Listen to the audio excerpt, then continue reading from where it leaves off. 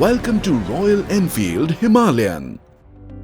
Do it yourself for rear wheel removal and installation. Ensure the vehicle is on its center stand on level ground. Before removal of axle spindle, check the chain adjuster mark from the swing arm on both sides. Locate Tommy bar in the rear wheel axle bolt on the LHS side while loosening the rear axle nut with washer. Remove the brake hose pipe on the swing arm clip and remove the caliper from the brake disc. Ensure rear brake caliper is not disturbed and place cardboard between the brake pads. Remove the hub spacer on RH side. Remove the axle from the LH side. Remove the drive chain from the sprocket.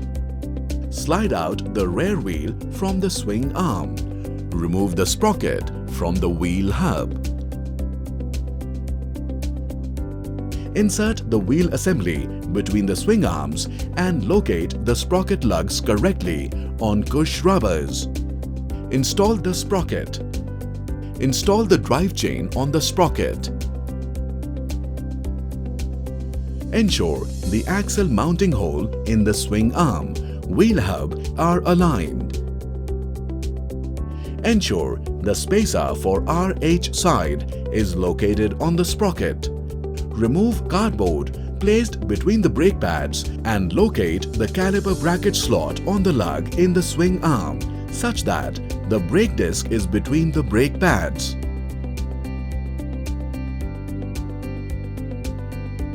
Completely insert axle bolt to wheel hub and swing arm.